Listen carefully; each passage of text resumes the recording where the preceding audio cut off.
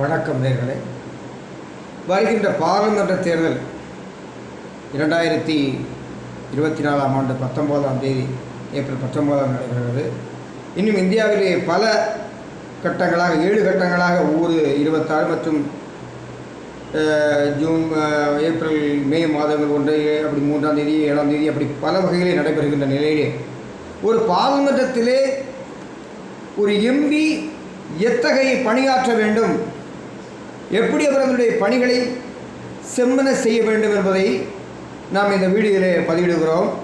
அதாவது மக்களின் குறை கேட்பதில் பார்லிமெண்டத்தினுடைய எம்பிக்கள் தங்களை வந்து சந்திக்கவில்லை என்ற ஒவ்வொரு தொகுதியிலும் மக்களிடத்திலே பரவலாக இருக்கிறது. அதாவது ஒரு எம்பியினுடைய பணி என்ன அப்படிங்கிறது இன்னும் மக்கள் சரிவர புரிஞ்சுக்கிட்டு தான் நான் சொல்லுவேன். அதாவது ஒரு எம்பி தன்னுடைய பணியை முழுமையாக செய்கிறார் என்றால் மக்களிடத்தில் நேரடியாக சந்திக்க வேண்டிய அவசியம் இல்லை.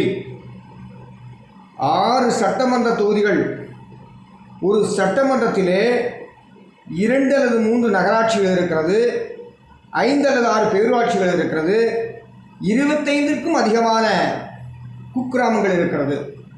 கிட்டத்தட்ட ஒரு சட்டமன்றத்திலே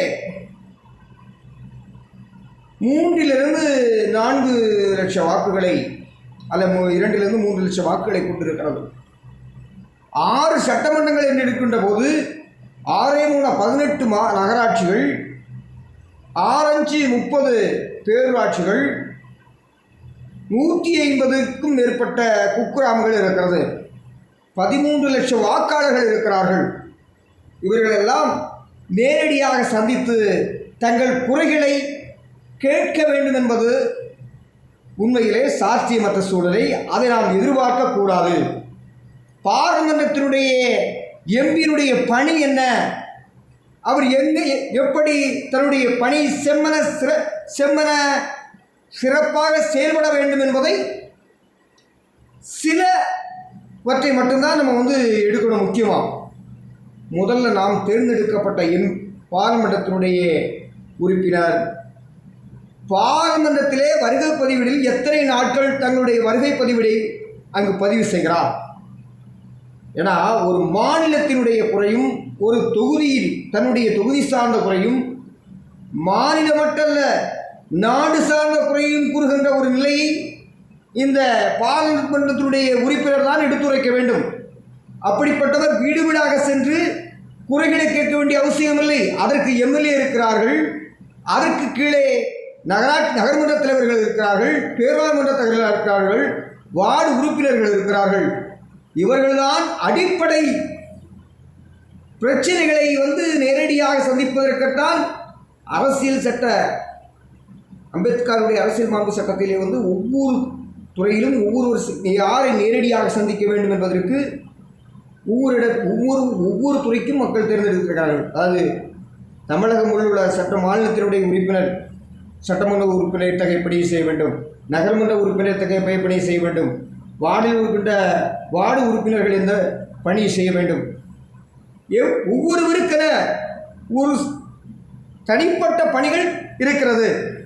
அவர்கள் எந்த பணியை சிறப்பாக செய்ய வேண்டும் அப்படி எடுத்துக்கொள்ள வேண்டுமானால் பாராளுமன்ற உறுப்பினர் ஒரு தொகுதியில் உள்ள மக்களை நேரடியாக சந்திக்க வேண்டிய அவசியம் இல்லை, அவருடைய குறைகள் கேட்க வேண்டிய அவசியம் இல்லை.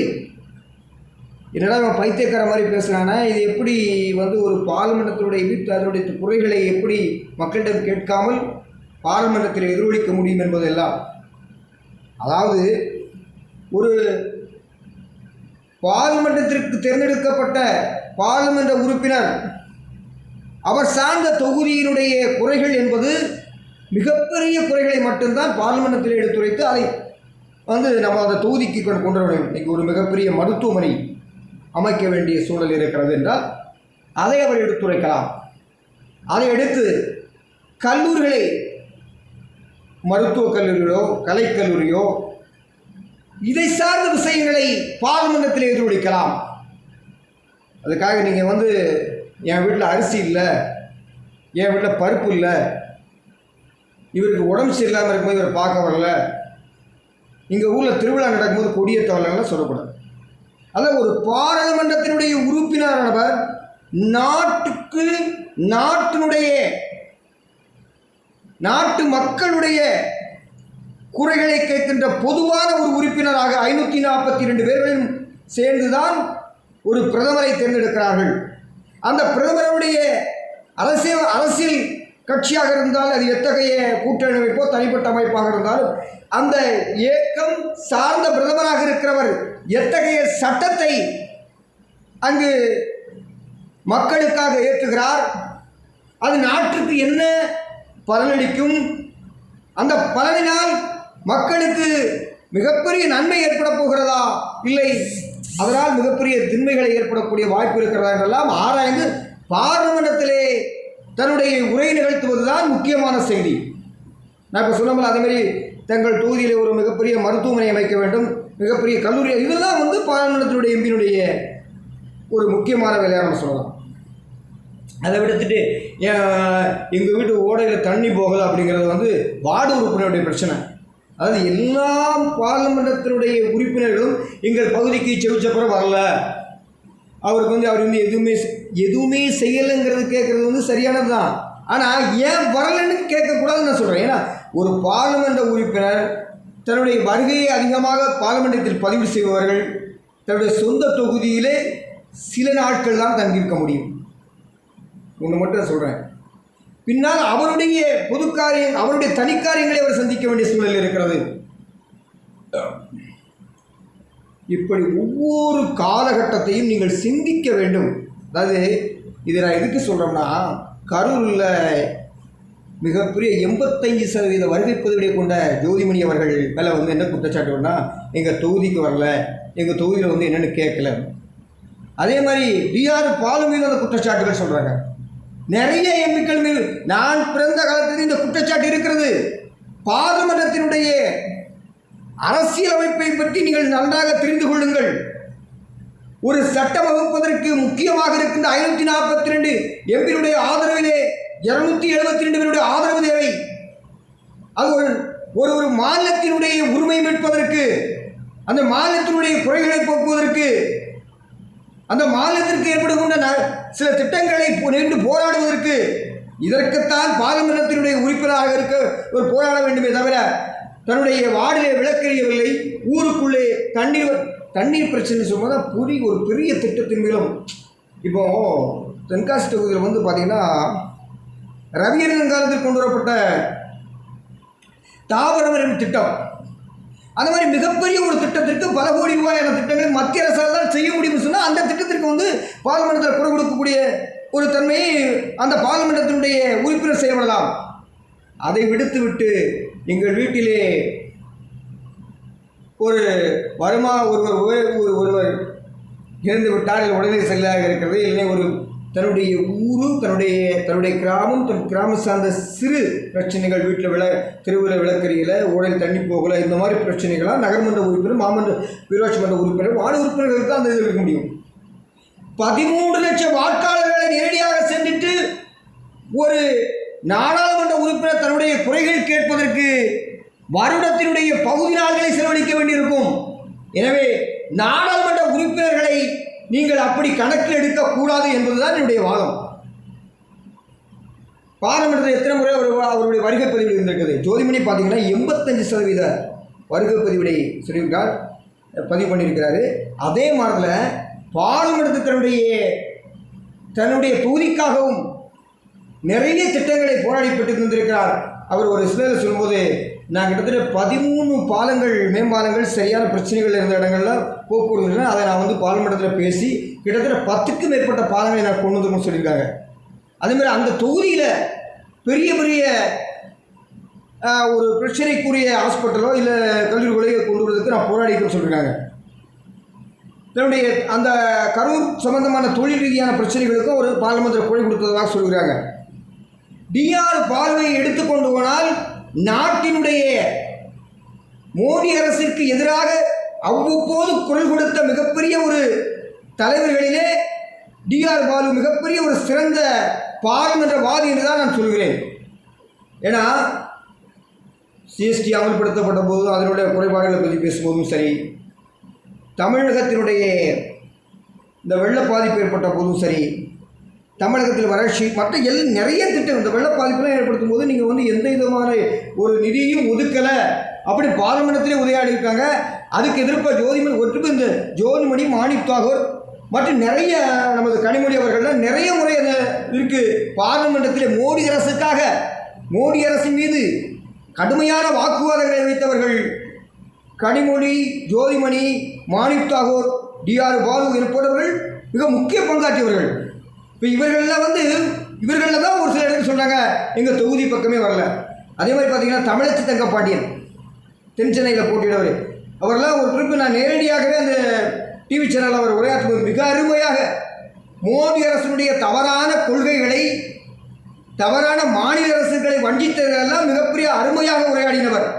அப்படிப்பட்டவர் தன்னுடைய தொகுதிக்கு வரவில்லை என்ற குற்றச்சாட்டு இருக்கிறது. பார்லிமென்றவாதிக்கு தன்னுடைய 13 லட்சம் மக்களையும் பார்த்து அவருடைய குறை கேட்பது நேரம் அல்ல. அவர் இந்த நாட்டினுடைய குறைகள், மாநிலத்தினுடைய குறைகள், தன்னுடைய தொகுதியினுடைய மிகப்பெரிய குறைகளைத்தான் பற்றி பேச முடியும்.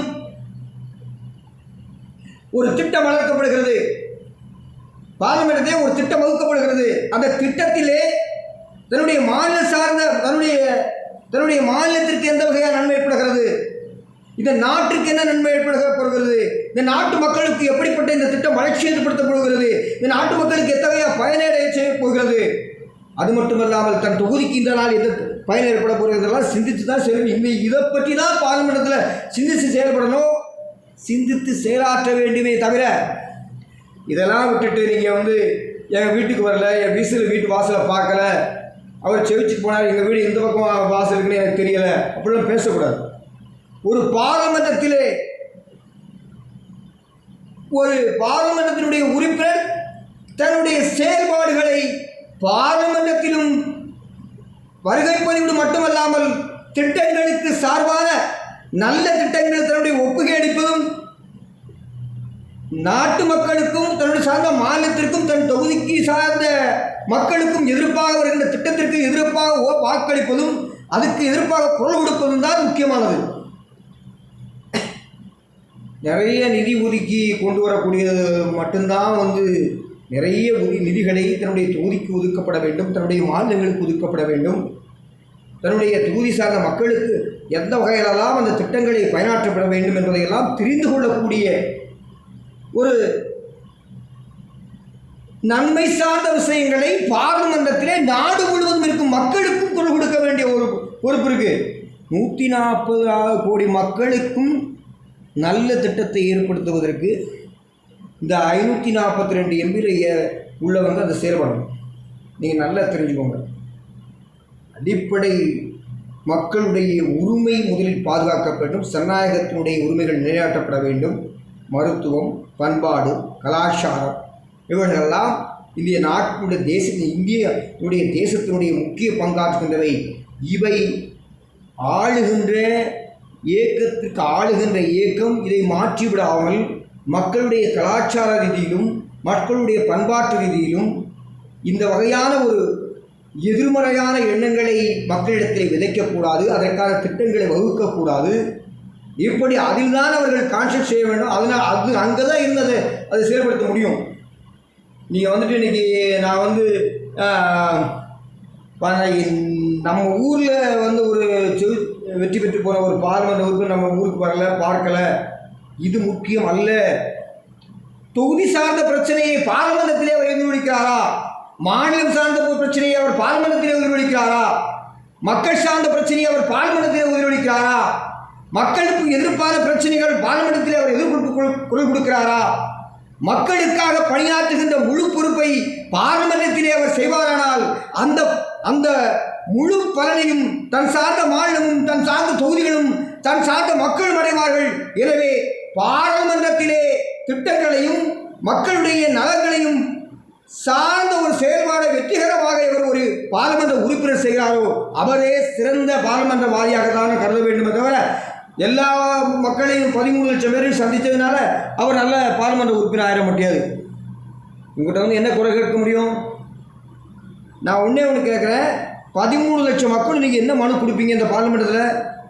பார்லிமெண்ட்டை சார்ந்ததில் ஒரு ஊரில் என்ன மனு கொடுப்பீங்க சொல்லுங்கள்? 5 கோடி ரூபாய் நிதி ஆண்டுக்கு கொடுக்கப்படுகிறது. இதை சார்ந்த ஏதாவது ஒன்று செய்யுங்கன்னு சொல்லலாம். இது மட்டும்தான் நீங்கள் சொல்ல முடியும். வேறு என்ன நீங்கள் பார்லிமெண்டத்திலே ஒரு பார்லிமெண்ட் உறுப்பினரிடத்தில் நீங்கள் என்ன பேச முடியும்?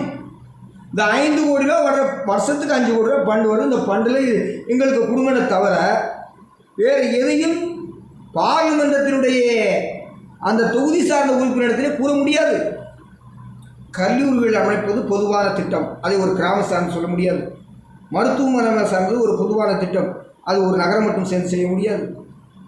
ஒரு பாலம் சார்ந்த பிரச்சனை, அதுவும் அந்த தொகுதி முழுவதும் சார்ந்த ஒரு பிரச்சனையாகத்தான் இருக்கும். எனவே பொதுவான மிகப்பெரிய பிரச்சனைகளை தீர்ப்பதற்கு மட்டுமே எம்பியினுடைய முக்கியத்துவமானதை தவிர ஒரு ரோட்டில் விளக்கறியலை, ரோட்டில் தண்ணி போகலை, எங்களுடைய நகராட்சியில் மிகப்பெரிய திட்டங்களை வகுப்பதற்கு அவர்கள் ஃபண்டு ஒதுக்கலைன்னா நம்ம சொல்ல முடியாது. அவர்கள் 5 கோடி ரூபாய் வருஷத்துக்கு ஒரு ஒதுக்குறாங்க. 13 லட்சம் பேர் கொண்ட ஒரு 6 சட்டமன்ற தொகுதியில் உள்ளவங்களுக்கு 5 கோடி ரூபாய் நிதி ஒரு வருடத்திற்கு எத்தனை ஊருக்கு நீங்கள் கொடுத்துருவீங்க? ஒரு தொகுதிக்கு எவ்வளோ கொடுக்கலாம்? 1 கோடி ரூபா கொடுக்கலாம். அது கூட கொடுக்க முடியாது. 6×8 85 லட்ச ரூபா, 83 லட்ச ரூபா தான் ஒரு தொகுதிக்கு கொடுக்கலாம். இதை நீங்கள் என்ன செஞ்சிருவீங்க? மிஞ்சி போனால் ஒரு சின்ன பேருந்து நிலையை கட்டலாம். இது மட்டும்தான் முடியும். எனவே பாராளுமன்றத்தினுடைய நிதியை கொண்டு எனக்கு எங்களுடைய தொகுதிக்கு இந்த மேம்பாடுகளை செய்யவில்லை என்பதை விட ஒரு திட்டம் சார்ந்த அமைப்பு பல கோடி ரூபாயினுடைய திட்டத்தை தன்னுடைய தொகுதிக்கு கொண்டு வருவதற்கு அவர் தன்னுடைய மக்களை சந்திக்க வேண்டிய அவசியமில்லை என்று நான் சொல்கிறேன். அவர் பார்லிமெண்டத்திலே வாதிட்டு அங்கிருக்கின்ற அரசையுடன் போராடி அந்த திட்டத்தை நம்மளுடைய தொகுதிக்கு கொண்டு வர வேண்டுமே தவிர அதை விடுத்து மக்களை கொண்டு சந்திக்கவில்லை, மக்களை பார்க்கவில்லை என்ற குறை சொல்வதை மக்கள் நிறுத்த வேண்டும். அதாவது ஏறத்தாழ இந்தியாவுடைய சுதந்திரம் அடைந்து இன்றைக்கி பார்த்திங்கன்னா 70 ஆண்டுகளை கடந்திருக்கிறது. இந்த 70 ஆண்டுகளை கடந்திருக்கின்ற சூழலில் எனக்கு விவரம் தெரியவுள்ள எந்த எம்பியும் அடிக்கடி மக்களை பார்த்ததும் இல்லை, பேசுனதும் இல்லை. ஏதோ ஒரு சில பேர் தன்னுடைய இந்த மாதிரி ஒரு பிரச்சனை இருக்கிறத ஆண்டி மக்களை பார்க்கக்கூடிய சூழல் இருக்கலாம். அதுவும் அரசு சார்ந்த திட்டத்தை தான் அவர்கள் இதை குறை சொல்ல முடியும். இன்றைக்கி ஊரக வேலைவாய்ப்பு திட்டம், இந்த பணம் எங்களுக்கு வரல, இதை சொல்லலாம். அதுதான் அது மாதிரி பொதுவான திட்டத்தை தான் நாம் சொல்ல முடியும். தனிப்பட்ட முறையில் எந்த திட்டத்தையும் நாம் செயல்படுத்துவதற்கு அவரிடத்தில் கூறுவதற்கு வழி இல்லை. ஏனென்றால் 542 எம்பிகள் தேர்ந்தெடுக்கப்பட்டவர்கள் தான் இந்த நாட்டினுடைய பிரதமராக தேர்ந்தெடுக்கப்படுகிறார்கள். அவர்தான் அத்தனை அமைச்சர்களுக்கும் உட்பட்டவராக இருக்கிறார்கள். எனவே அவர்கள் திட்டம் சார்ந்த, நாட்டினுடைய வளர்ச்சி சார்ந்த, நாட்டினுடைய பொருளாதாரத்தை உயர்த்துகின்ற, தனிமனிதனுடைய வளர்ச்சி, பணமிக்க பிரச்சனை, வேலையில்லா திண்டாட்டம், இப்படி உள்ள பிரச்சனைகளை முழுமையாக ஒரு ஒருங்கிணைந்த பாராளுமன்றத்திலே வெற்றி காண்பவர்கள் தான் எம்பியினுடைய முக்கிய பணியாக இருக்க வேண்டும். அதாவது நான் 40 வருஷமாக அந்த தொகுதியில் இருக்க எந்த எம்பி என்னை பார்க்கல அப்படிங்கிற சொன்னால் அந்த எம்பியினுடைய பணி என்ன நீங்கள் அதை முதல்ல தெரிஞ்சுக்கோ. எம்பி ஒரு பார்லிமெண்ட்டத்தில் என்ன குறை ஏற்படலாம்னா, என்ன குறைகளை தீர்க்கலாம்னா, இந்த நீங்கள் சொல்லுங்கள் நான் சொல்லல, மிகப்பெரிய திட்டங்கள் வளர்ச்சிகளை கொண்டுடலாம். இப்போ ஒரு மிகப்பெரிய தொழில் நிறுவனங்களை உருவாக்குகின்றதற்கு, மிகப்பெரிய தொழிற்சாலைகளை கொண்டுவதற்கு, மக்களுக்கு வேலை வாய்ப்பை ஏற்படுத்துவதற்கு, இல்லை அந்த மாவட்டத்தில் அந்த தொகுதி சார்ந்த தொழிலை மேம்படுத்துவதற்கான வழியை வகுப்பதற்கு, அதனால் அதற்காக பார்லிமெண்டத்திலே மத்திய அரசு நிதி பெற்று கொண்டு வருவது, இதெல்லாம் எம்பியுடைய வேலை. அதுதான் எம்பியினுடைய வேலையை தான் தொகுதிக்கு வரவில்லை, தன் தொகுதிக்கு செய்யவில்லை, தன் தொகுதியை பார்க்கவில்லை என்பது குற்றச்சாட்டை நான் முழுமையாக மறக்கிறேன். இந்த ஜோதிமணி மேலே நிறைய பேர் அந்த மாதிரி தவற. ஜோதிமணி என்பவர் சிறந்த பாராளுமன்றவாதி, மாணிக் தாகூர் அதை விட சிறந்தவர். அவரை பார்த்திங்கன்னா அவர் தொகுதியில் நிறைய இடங்களில் சென்று இது பண்ணியிருக்காரு. அவரை மாதிரி எல்லோரும் செயல்பட முடியலை. அவர் தொகுதியில் பார்த்தீங்கன்னா எல்லா இடங்களையும் போய் அவர் எல்லா மக்களையும் சந்திச்சிருக்கார். இதையும் தாண்டின்னு சொன்னால் டிஆர் பால் அந்த தொகுதிக்கே வரல அப்படிங்கிறாங்க. டிஆர் பாலுடைய அரசியலில் அவர் சில ஊழல்கள் இதெல்லாம் சொன்னால் கூட தன் மாநிலம் சார்ந்த அரசியலை மத்தியிலே தன் மாநிலத்திற்கு ஏற்படுகின்ற குறைகளையும் தன் மாநிலத்தினுடைய வளர்ச்சிகளையும் தன் மாநிலத்திற்கு வருகின்ற திட்டங்களை பெறுவதிலும் அவர்களுடைய உரை பாராளுமன்றத்திலே சிறந்த உரையாற்றலாக இருந்தவர் தான் டிஆர் பாலு அவர்கள். டிஆர் பாலு மாதிரி யாரும் பேச முடியாது. அதுமாதிரி ஜோதிமணி, மாணிக் தாகர், நம்ம தங்கச்சி தமிழச்சி தங்கப்பாண்டியன் மற்றும் ராசா அவர்கள். ராசா சிறந்த பாராளுமன்றவாதி. இப்படித்தான் இருக்க வேண்டுமே தவிர நீங்கள் நினைக்கிறது போல எங்கள் 13 லட்சம் மக்களை தெரிவிக்க நான் 5 நகராட்சிக்கு வரல பேரூராட்சிக்கு வரலன்னு சொல்லக்கூடாதுன்னு சொல்கிறேன். நீங்கள் தேர்ந்தெடுக்கின்ற பாராளுமன்ற உறுப்பினர் பாராளுமன்றத்திலே சிறந்த வாதிகளாக இருக்கிறார்களா? தன்னுடைய நாட்டிற்காக எந்த திட்டத்தையும் நல்ல திட்டங்களுக்கு குரல் கொடுக்கிறார்களா? எதிர்மறையான திட்டத்திற்கு எதிராக வாக்களிக்கிறார்களா? இந்த மக்களுடைய உரிமை, ஜனநாயகம், மருத்துவம், சுகாதாரம், பொருளாதார வளர்ச்சி, கல்வி இவற்றிற்கு முன்னெடுத்து செல்கின்ற அரசுக்கு உறுதுணையாக இருக்கிறார்களா? இப்படித்தான் பார்க்க வேண்டுமே தவிர தன் தொகுதி தன்னுடைய தொகுதியிலே இங்கு வரவில்லை, என் வீட்டில் பிரவாசலை பார்க்கவில்லை, முன்வாசலை திறந்து நான் அங்கேயும் காணவில்லை என்று சொல்லக்கூடாது. 5 வருஷமாக பார்க்குறேங்க, நான் பிரவாசலை ஆளுவரில் முன்வாசலை ஆளுவர்னு சொல்லக்கூடாது. இது பார்லிமெண்ட்டினுடைய ஒரு எம்பியால் செய்ய முடியாத காரியம் சொல்கிறேன். ஒரு எம்பி தன்னுடைய கட்சியை சார்ந்த ஒரு விழாக்களிலே சில நேரத்தில் பங்கெடுக்க முடியாமல் போயிடும். ஏன்னா அன்றைக்கி அங்கே பார்லிமெண்ட் அங்கே பதிவு செய்யக்கூடிய சூழ்நிலை இருக்கும். இப்படிப்பட்ட ஒரு சிறந்த பணியாளர்களை நாம் தேர்ந்தெடுக்க வேண்டிய கட்டம் இருக்கும். 2024 19ஆம் தேதி நான் என்ன சொல்ல, அவர் தொகுதிக்கு வரலைங்கிறத நீங்கள் கணக்கில் வைக்காதீங்க. தொகுதி மக்களை பார்க்குறங்கிற கணக்கில் வைக்காதீங்க.